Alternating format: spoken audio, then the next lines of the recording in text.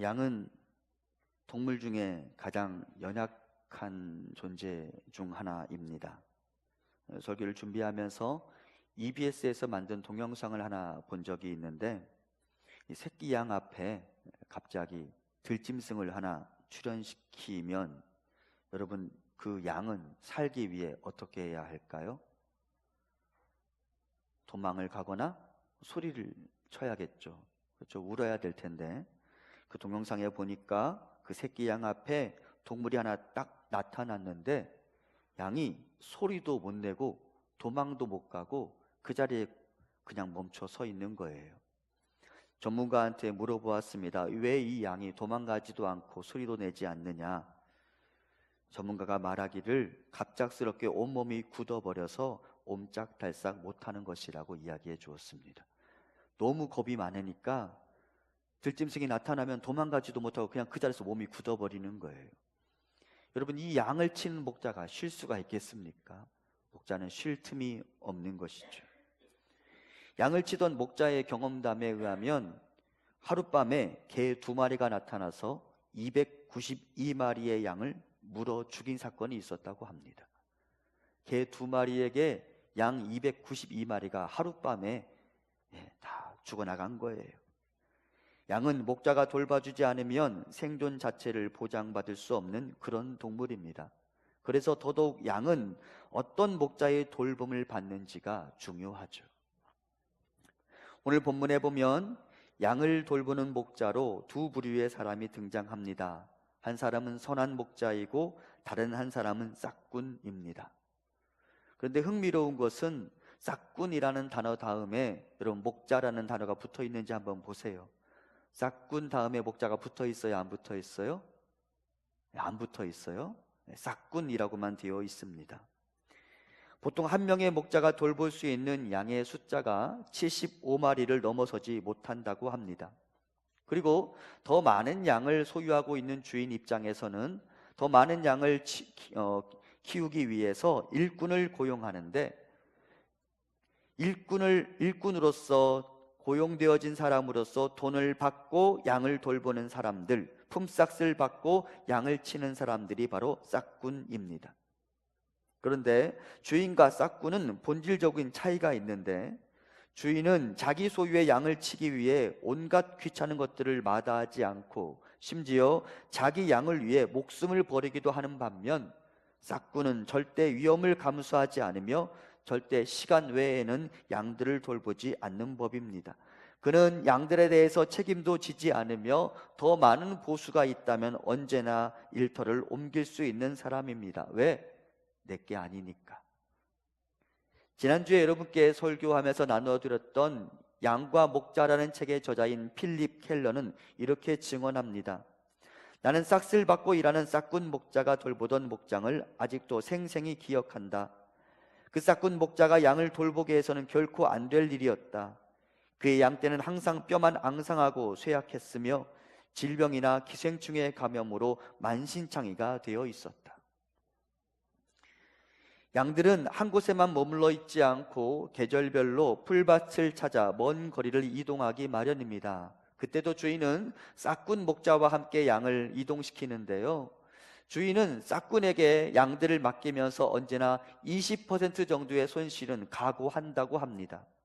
골짜기를 통과하다가 어느 양들은 벼랑에 떨어지기도 하고 그 이동 경로 중에 어려움을 당하곤 하는데, 그때 양이 위험에 처할 때 싹군은 그 양을 위해 절대 희생하지 않고 그 양을 책임지기 위해 자신의 노력을 기울이지 않기 때문입니다. 그래서 오늘 본문에서 예수님은 싹군에게는 목자라는 호칭을 아예 붙이지도 않으셨습니다. 반대로 선한 목자는 양을 위하여 목숨을 버립니다. 그는 양을 위하여 죽음을 각오하고 싸웁니다. 손에 막대기를 들고서, 그리고 다윗처럼 물맷돌을 들고서 양들을 위하여 싸웁니다. 오늘 본문은 이렇게 이야기합니다. 나는 선한 목자라. 선한 목자는 양들을 위하여 목숨을 버리거니와 내가 내 목숨을 버리는 것은 그것을 내가 다시 얻기 위함이니 이로 말미암아 아버지께서 나를 사랑하시느니라. 주인인 선한 목자가 양들을 위하여 목숨을 버린다라는 구절만 해도 오늘 본문이 속해 있는 요한복음 10장 전반부에 무려 4번이나 등장합니다. 목자는 양들을 대신하여 싸웁니다. 그래서 본문에 등장하는 선한 목자는 결국 싹군이 아닌 주인 목자로 바꾸어도 무방해 보입니다. 주인인 목자는 자신의 소유를 위해 목숨을 버립니다. 그리고 예수님은 말씀하셨습니다. 내가 바로 선한 목자라고. 이 말에는 2가지 의미가 담겨져 있습니다. 주님이 우리의 선한 목자라면 우리는 뭐라는 말이에요? 양이라는 말이에요. 그래서 우리는 목자의 돌봄이 필요한 존재다라는 말이겠죠. 그리고 주님이 선한 목자다라는 말 안에는 주님이 나의 주인이다라는 말이에요. 주님이 내 인생의 주인이라는 말이에요. 주인이 나를 책임지시는 분이라는 말이에요. 특히 오늘 본문에 보면 주님이 스스로를 선한 목자다라고 말씀하시는데, 이 선한 목자다라고 말할 때 선한이라는 단어는 원어상으로 아름다운, 유능한, 합당한, 자격을 갖춘, 준비된 이라는 의미로 해석이 가능합니다. 예수님은 양들인 우리를 위하여 준비된 분이십니다. 목동으로서, 목자로서 양들을 치기 위한 온갖 기술과 자격을 갖춘 분이십니다. 그분이 나를 가장 잘 아시는 나의 창조주이시니까 그분이 나를 제일 잘 알아요. 그분이 양떼인 우리를 제일 잘 알아요. 그래서 그분만큼 유능한 목자가 없는 것이죠.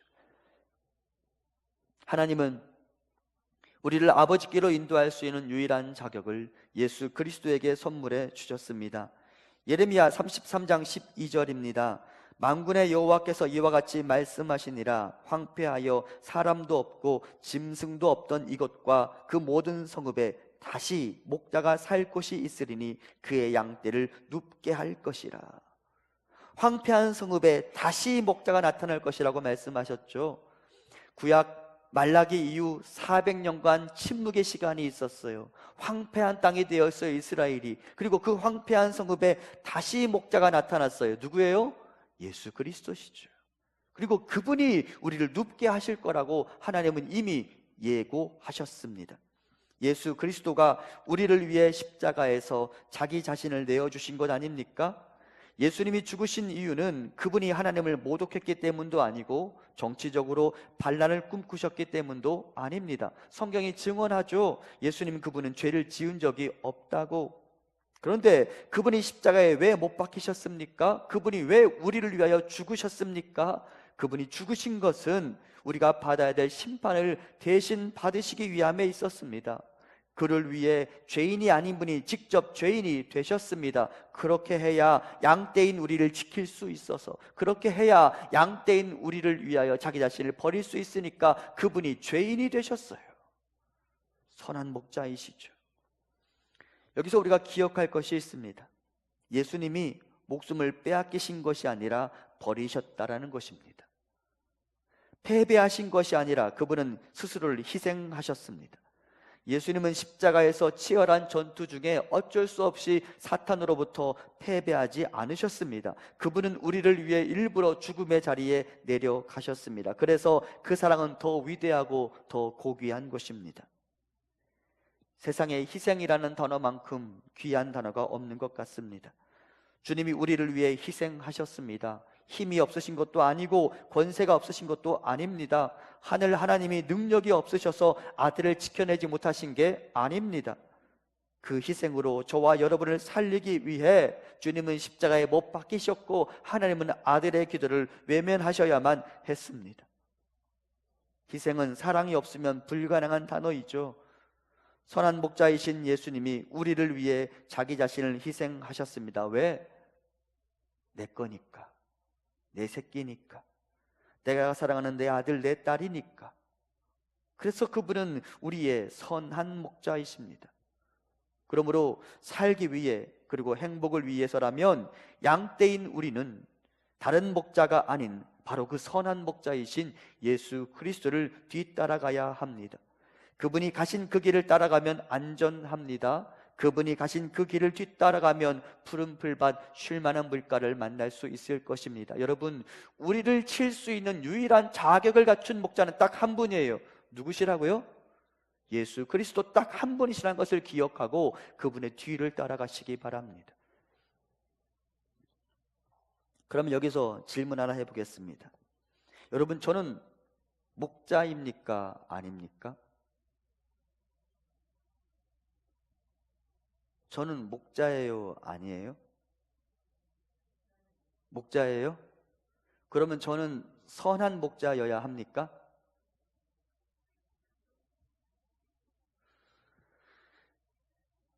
제가 목자다라는 말은 한편으로는 맞고 한편으로는 틀립니다. 하나님께서는 구약의 여러 메시지를 통하여서 사람에게도 목자라는 호칭을 붙여주신 적이 있습니다.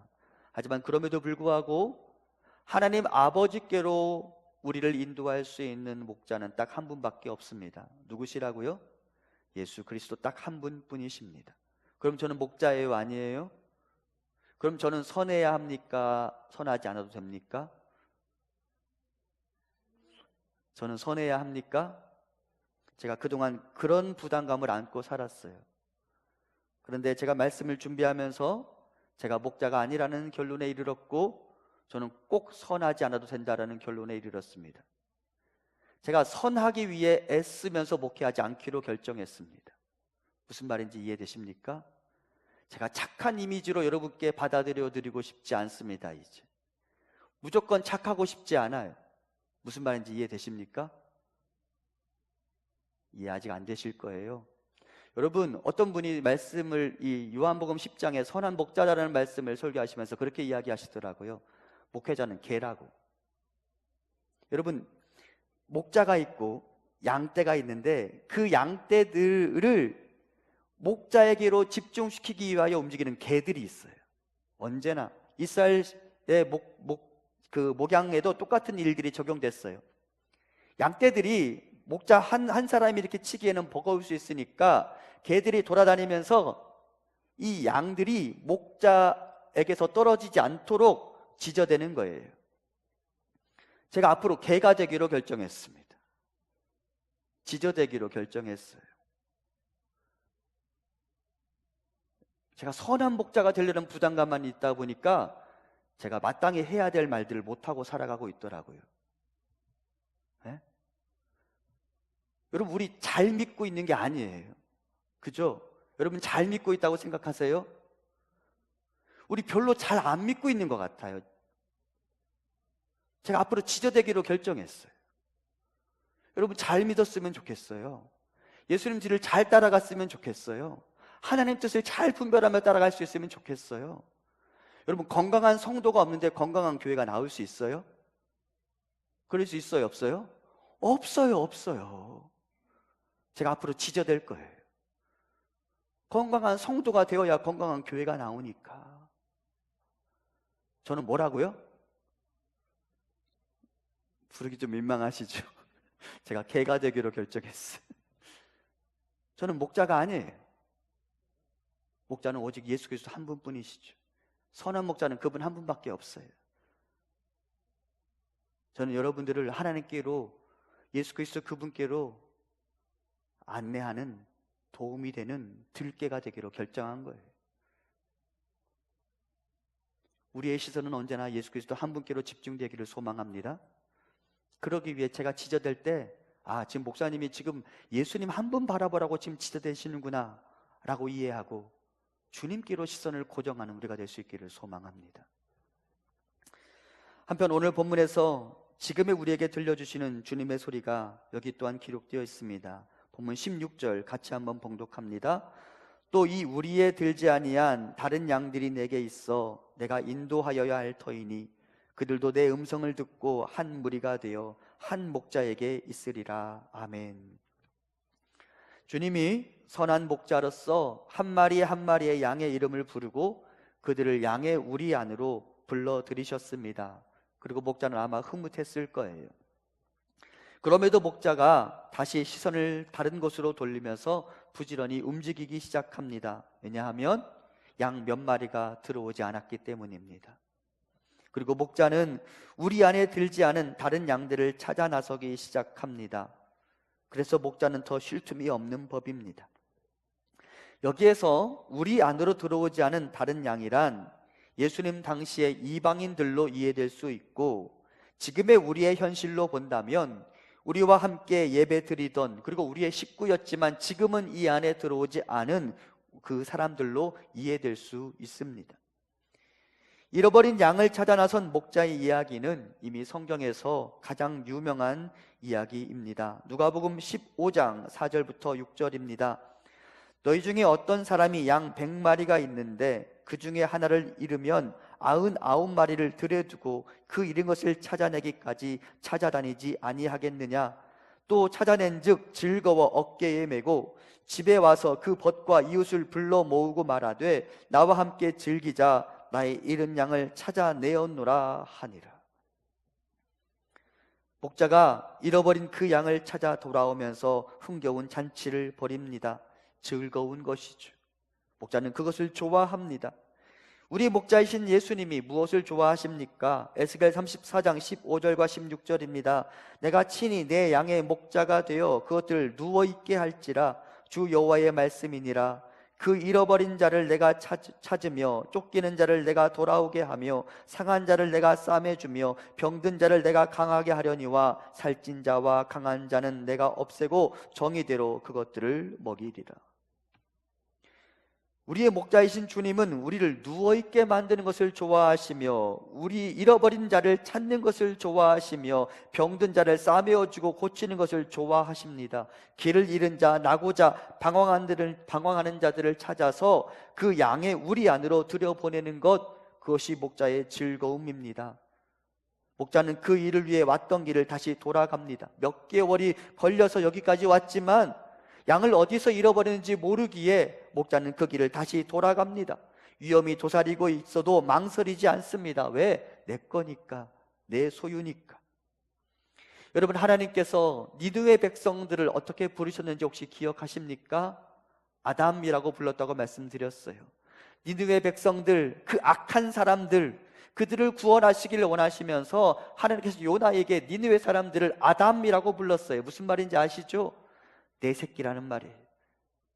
내가 내 형상을 담아 만든 내 새끼라는 말이에요. 하나님은 우리를 그렇게 부르십니다. 그리고 우리를 내 것이라고 여기십니다. 그러니 잃어버린 양 한 마리를 찾아 나설 수밖에 없는 거예요. 내 새끼니까.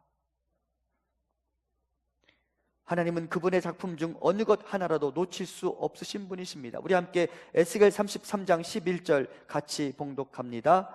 너는 그들에게 말하라. 주 여호와의 말씀이니라.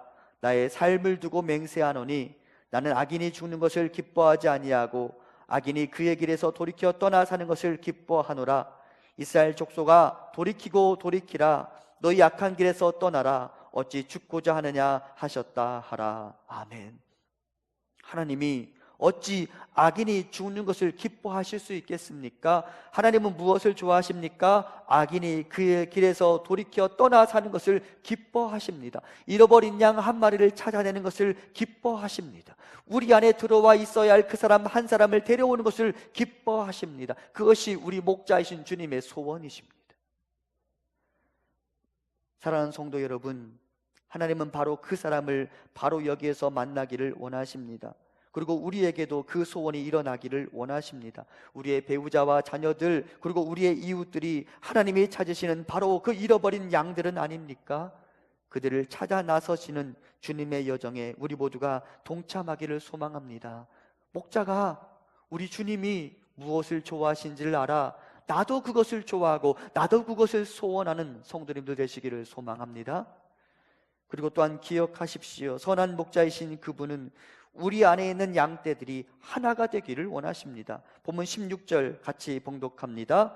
또 이 우리에 들지 아니한 다른 양들이 내게 있어 내가 인도하여야 할 터이니 그들도 내 음성을 듣고 한 무리가 되어 한 목자에게 있으리라. 주님이 그 양 우리 안에 있는 그 양떼들이 하나가 되기를 원하십니다. 한 무리가 되어. 여러분, 양떼들이 언제 누울 수 있는지에 제가 여러 번 말씀드렸는데 그 중에 한 가지 조건이 뭐냐면 양들 사이에 평화가 있을 때라고 말씀드렸어요. 자기들끼리 다투면 양이 못 눕는 거예요. 주님은 원하십니다. 양떼들이 한 무리가 되기를. 다름 아니라 교회 공동체 안에 있는 성도들 사이에 평화가 임하기를 주님은 소원하십니다. 교회 안에 분쟁은 하나님의 뜻이 아닙니다. 우리 주님의 뜻이 여기 있습니다. 우리 함께 고린도서 1장 10절 같이 봉독합니다. 형제들아, 내가 우리 주 예수 그리스도의 이름으로 너희를 권하노니 모두가 같은 말을 하고 너희 가운데 분쟁이 없이 같은 마음과 같은 뜻으로 온전히 합하라. 아멘. 하나님 말씀하십니다. 고린도 교회 성도들아, 너희가 같은 말을 하고 분쟁이 없이 같은 마음과 같은 뜻으로 온전히 합하라. 그리고 저는 우리 교회가 같은 말, 같은 마음, 같은 뜻으로 하나가 되기를 소망합니다. 서로가 다름도 인정하고 서로의 뜻도 무시하지 말고 서로를 존중할 줄 알며 서로를 배려할 줄 알며 참아주고 인내할 줄 아는 공동체가 되기를 소망합니다. 하나됨이라는 가치, 이것은 매우 특별해서 하나됨이라는 가치는 교회 공동체가 교회 바깥에 있는 사람들과 다르다는 사실을 증명해주는 가치입니다. 교회 바깥은 서로 싸우고 다투고 분쟁하고 분열하지만 교회 안에는 하나됨이라는 가치가 발견되어야 해요. 그래야 우리 믿음이 진짜라는 사실을 저들이 알게 될 거예요.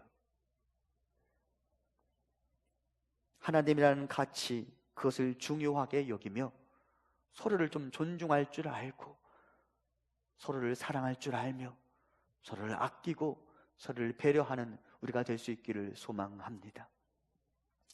이제 이렇게 주님의 명설교가 끝이 났습니다. 그렇다면 사람들이 어떻게 반응했을까요? 본문 19절부터 21절까지 말씀입니다. 이 말씀으로 말미암아 유대인 중에 다시 분쟁이 일어나니 그 중에 많은 사람이 말하되 그가 귀신 들려 미쳤거늘 어찌하여 그 말을 듣느냐 하며, 어떤 사람은 말하되 이 말은 귀신 들린 자의 말이 아니라 귀신이 맹인의 눈을 뜨게 할 수 있느냐 하더라. 어떤 이는 예수님의 실체를 잘 알게 된 사람들도 있었던 반면 어떤 이들은 여전히 예수님을 귀신 들린 사람으로 몰아가고 있었습니다. 똑같은 이야기를 듣고 똑같은 자리에 서 있었지만 사람들 사이의 반응이 확연하게 다르게 나타났습니다. 사실 예수님의 가르침에 대해 부정적으로 반응한 흔적은 본문 6절에서도 이미 발견됐습니다. 6절입니다. 예수께서 이 비유로 그들에게 말씀하셨으나 그들은 그가 하신 말씀이 무엇인지 알지 못하니라. 왜 그랬을까요? 무엇이 문제였을까요? 가장 위대하신 랍비이신 예수 그리스도의 설교 앞에서 왜 사람들은 그분의 실체를 눈치채지 못한 것일까요? 여러분, 본문 21절에 맹인이 등장하죠. 이 맹인은 어떤 맹인일까요? 우리가 요한복음 9장에서 살펴보았던 바로 그 실로암 맹인입니다.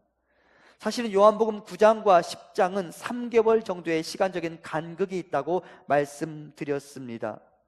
그럼에도 불구하고 요한복음 9장과 10장은 동일한 맥락 안에서 메시지가 전달되고 있는데, 예수님은 요한복음 9장에서는 눈을 뜨고 있기는 하지만 예수님의 실체에 대해서는 눈이 먼 사람들에 대해서 고발하셨는데, 이제 요한복음 10장에서는 귀가 열려 있어서 주님의 말씀을 듣고 있는 것 같지만 실상은 제대로 된 주님의 말씀을 듣지 못하는 영적인 귀머거리들에 대해서 말씀을 나누고 계십니다. 사실 성경은 꾸준히 들을 것을 듣지 못하는 사람들에 대해서 이야기하고 있습니다. 요한계시록에 보면은 주님께서 7 교회들에게 메시지를 선포하시는데요, 그 메시지의 끝이 계속 이렇게 종결되고 있습니다. 계시록 3장 22절입니다. 귀 있는 자는 성령이 교회들에게 하시는 말씀을 들을지어다. 이 메시지가 7 교회들에게 7번 등장합니다. 여러분, 이게 교회 안에 있는 사람들을 향한 메시지입니까? 교회 바깥에 있는 사람들을 향한 메시지입니까? 교회 안에 있는 사람들을 향한 메시지입니다. 그러니까 교회 안에 있어도 정작 들어야 될 말씀을 듣지 못한 사람들이 있다라는 말이고, 교회 안에 있어도 듣기는 들어도 깨닫지 못하는 사람들이 있다라는 말이라는 것이죠. 주님은 그것을 고발하고 계십니다. 이렇게 자주 주의 말씀을 듣는데도 왜 안 들릴까요? 왜 못 듣는 것일까요? 한 가지 이야기하면 내가 나 자신에게 너무나도 많은 말을 하고 있기 때문입니다. 나는 나에게 무엇이라고 말합니까? 욕심을 채우라고 말합니다. 너의 자아를 성취하라고 말합니다. 그리고 그런 관점에서 예수님을 믿으라고 말합니다. 하지만 나의 욕심은 죄가 나에게로 들어오는 죄의 문이 되고, 욕심을 타고 들어온 죄는 내 안에서 주인 행세를 하게 되어 있습니다. 여러분, 죄의 문이 있어요. 창세기 4장 7절입니다. 내가 선을 행하면 어찌 낯을 들지 못하겠느냐? 선을 행하지 아니하면 죄가 문에 엎드려 있느니라. 죄가 너를 원하나 너는 죄를 다스릴지니라. 죄가 들어오는 문이 있어요. 그러면서 하나님께서는 죄를 다스리라고 말하죠. 그러면 죄가 들어오는 문이 뭘까요? 탐심이에요. 탐욕이에요. 욕심이에요. 내 안에 욕심이 있으면 그것을 걷어내지 못하면 죄가 그리로 들어와요. 그리고 그 죄가 내 안에 들어와 주인 행세를 합니다. 그리고 누구를 몰아낼까요? 성령을 몰아내려 해요. 성령님이 내 안에 딱 자리를 잡고 계시는데 탐심이 내 안으로 들어와 주인 행세를 하면서 성령님을 주변으로 몰아내요. 그러면 여러분, 어떤 일이 생기느냐? 성령님이 내 안에서 속삭이는 그 소리를 내가 듣지 못하는 거예요. 대신 나는 누구의 소리를 들어요? 탐심의 주체인 내 소리를 자꾸 듣는 거예요. 그러니까 하나님의 소리를 못 듣는 거예요. 욕심을 버려야 합니다. 내 소리를 잠재워야 합니다. 내 주변에 윙윙거리는 나의 탐욕의 소리를 버리고 하나님의 소리에 집중하셔야 합니다. 혹시 네 가지 밭에 뿌려진 씨앗을 기억하십니까? 열매 맺는 삶을 원한다면 좋은 마음으로 말씀을 받아야 합니다. 좋은 마음으로. 그렇죠? 염려와 근심과 재리, 한순간의 쾌락을 쫓아가는 신앙을 버려야 합니다. 여기서 좋은 마음이란 하나님이 주시는 말씀이면 무엇이든 아멘입니다 라고 받아들이는 마음이에요. 하나님의 말씀은 버릴 것이 하나도 없이 나에게 언제나 양약이 됩니다 라고 고백하는 마음이 바로 좋은 마음입니다. 이 마음을 가져야 듣는 만큼 하나님을 향한 믿음도 견고해지는 것입니다. 사랑하는 성도 여러분, 저는 여러분들이 듣는 만큼 여러분의 믿음도 견고해지기를 소망합니다.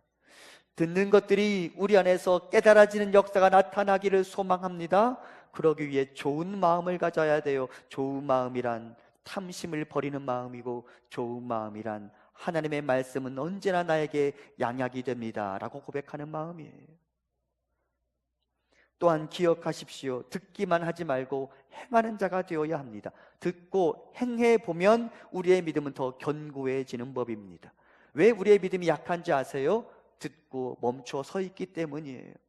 그러니까 말씀의 의미를 제대로 깨닫지 못하는 거예요. 듣고 행해보아야 합니다. 표준 세번역입니다. 야고보서 1장 22절 이하입니다. 말씀을 행하는 사람이 되십시오. 그저 듣기만 하여 자신을 속이는 사람이 되지 마십시오. 말씀을 듣고도 행하지 않는 사람은 있는 그대로의 자기 얼굴을 거울 속으로 들여다보기만 하는 사람과 같습니다. 이런 사람은 자기의 모습을 보고 떠나가서 그것이 어떠한지를 곧 잊어버리는 사람입니다.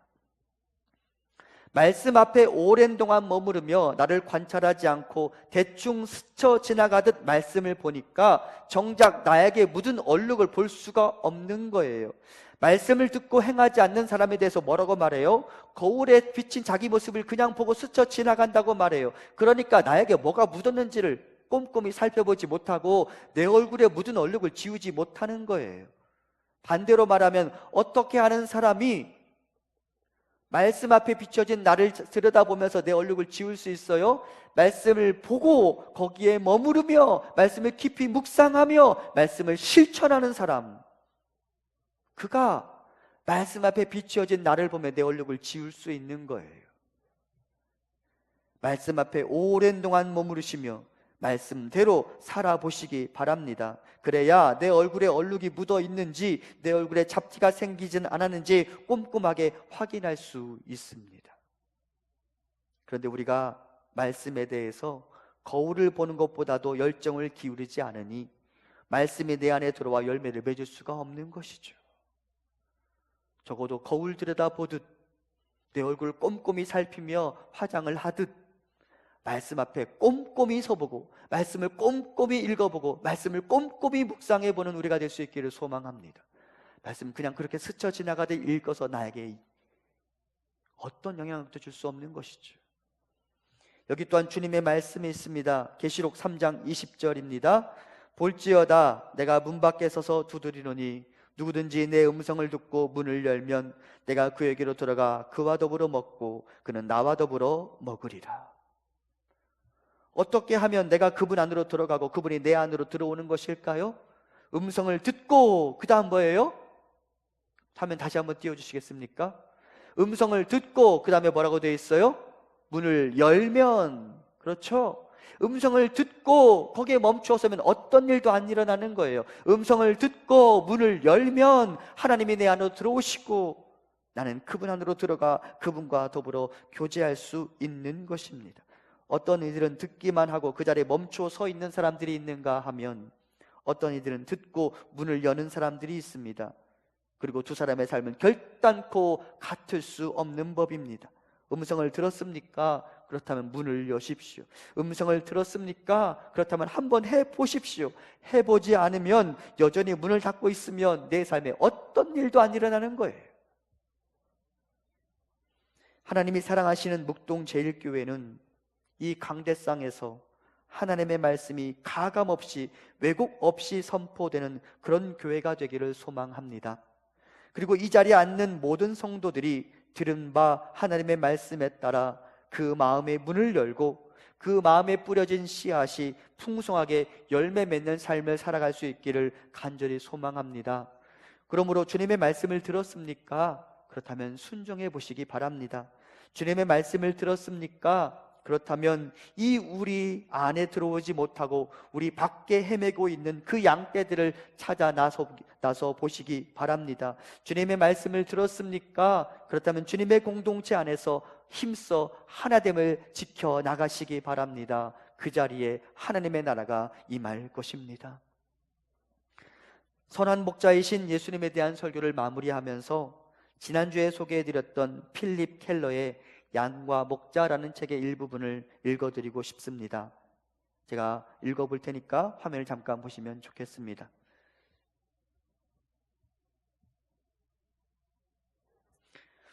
그 끝이 낭떠러지일지라도 나는 내 길만 고집했습니다. 그것이 독풀일지라도 나는 눈에 보이는 대로 먹었습니다. 그 물이 썩은 구정물일지라도 나는 당장의 목마름만 채웠습니다. 동료를 들이받고서라도 나는 높은 자리만 탐합니다. 내 한 몸 지킬 힘도 없으면서 나는 자꾸 울타리 밖을 꿈꿉니다. 이런 나를 그분은 돌보십니다. 지팡이와 막대기로 바른 길로 인도하시고 신선한 꼴과 시원한 물로 채워주십니다. 그리고 세상의 악한 것들로부터 밤에도 낮에도 쉬지 않고 보호해 주십니다. 그래서 그분은 나의 선한 목자이십니다.